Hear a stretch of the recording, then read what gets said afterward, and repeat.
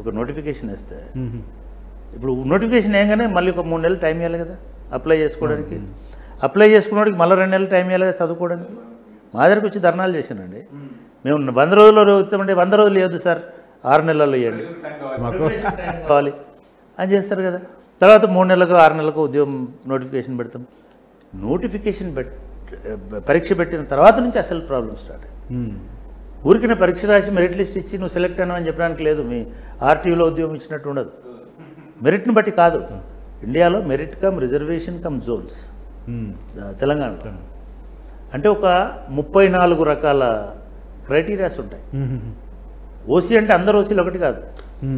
ఓసీలలో women OC ఒకటి. OC అంటే open competition.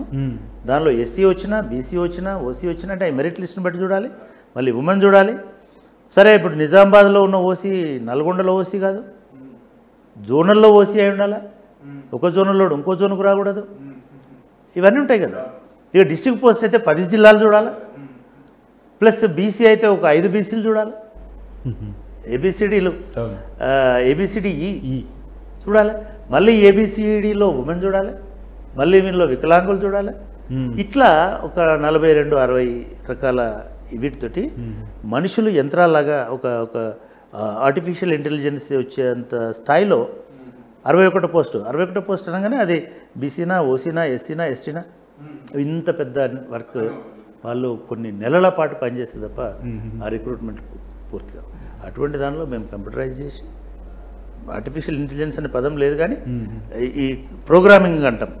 ఈ ప్రోగ్రామింగ్ రాయించి మనుషులతో చేయించి మిషన్ తోటి చేయించి ఈ రోజు వరకు ఒక్క చోట కూడా అవినీతి అక్రమము తప్పు పోస్టింగ్ నథింగ్ ఇవన్నీ చేయగలిగాను.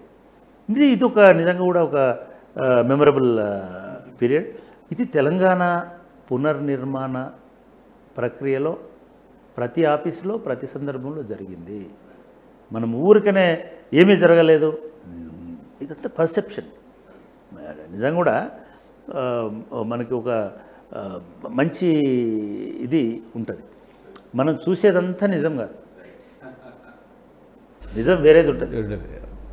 మనం వినేదంతా కూడా సత్యం కాదు, సత్యం ఇంకేదో ఉంటుంది.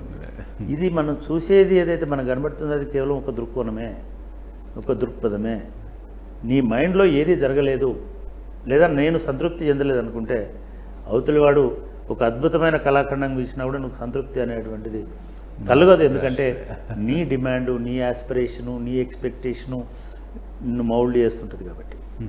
అట్లాగే నువ్వు మాట్లాడుతున్నదంతా కూడా నువ్వు వింటున్నదంతా కూడా అది కేవలం ఒక అభిప్రాయం. ఫలానా ఆయన ఇట్లా మాట్లాడుతున్నాడు కాబట్టి అదే నిజం అనుకోవాల్సిన అవసరం లేదు. అది ఆయన పర్సెప్షన్, అది ఆయన అభిప్రాయం, ఇది ఆయన పర్స్పెక్టివ్, ఆయన చూసిన పద్ధతి అంతే. కాబట్టి తెలంగాణ ఉద్యమము 10 సంవత్సరాల తెలంగాణ కూడా చూసే వాళ్లకు కనిపించేది ఎట్లా ఉంటుందో అట్లే కనిపిస్తుంది. అది ఎవరికైనా సరే దానిలో సత్యం ఏమిటి, నిజమేమిటి, కొన్ని ఇది సత్యమైతే మరి రేపు ఇటువంటి అసంతృప్తి ఉండదా, మరి సత్యమైతే అది అసత్యమా, ఇవన్నీ కూడా ఇదొక ప్రాసెస్, ఇదొక ప్రాసెస్. కాబట్టి తెలంగాణ సాధన itself is a great achievement, success అని అనుకోవాలి. ఇక లేదు మనం లెక్కలు చెప్పుకోవాలనుకుంటే వ్యవసాయ రంగంలో ఒక 300 రెట్ల ధాన్యం ఉత్పత్తి అయింది. ఇదంతా ఫిజికల్గా కనబడేటిది. మన జీడిపిలో కానీ లేదా స్టేట్ జీడిపిలో కానీ వచ్చినటువంటి గ్రోత్ ఉన్నది, లేదా ఐటీలో వచ్చినటువంటి రెవెన్యూ ఉన్నది, ఇండస్ట్రీలో వచ్చిన రెవెన్యూ ఉన్నది. ఇవన్నీ కూడా లెక్కలు చెప్పుకోవచ్చు. పర్సెప్షన్స్ వేరు, ఫ్యాక్ట్స్ వేరు. ఈ ఫ్యాక్ట్స్ని బట్టి చూసినట్టయితే, ఎంపెరికల్గా చూసినట్టయితే ఇవాళ తెలంగాణ అనేటువంటిది అంటే ఇంకోటి కూడా ఫైనల్గా చెప్పుకోవాలి. మనతోటి పోటీ పడుతున్నటువంటి మిగతా రాష్ట్రాలకి 75 సంవత్సరాల చరిత్ర ఉంది, కొన్నిటికి 80 సంవత్సరాలు ఉంది, కొన్నిటికి 100 సంవత్సరాలు కూడా ఉంది. ఆ రాష్ట్రాలకి మనకు 10 సంవత్సరాలే ఉంది. 10 సంవత్సరాలు వెనుక స్టార్ట్ అయిన మనము అన్ని ప్రోధి చేసుకొని వాళ్ళతో పోటీపడి నడుస్తూ ఇవాళ వాళ్ళకంటే ముందు కొన్ని రంగాలలో ఉన్నాం కదా, దానికైతే సంతృప్తి చెందాలి కదా. ఏ రంగాల్లో అయితే మనం వెనుకబడి ఉన్నామో దాన్ని మనం ముందుకు తీసుకుపోయేటువంటి ప్రయత్నం చేయాలి.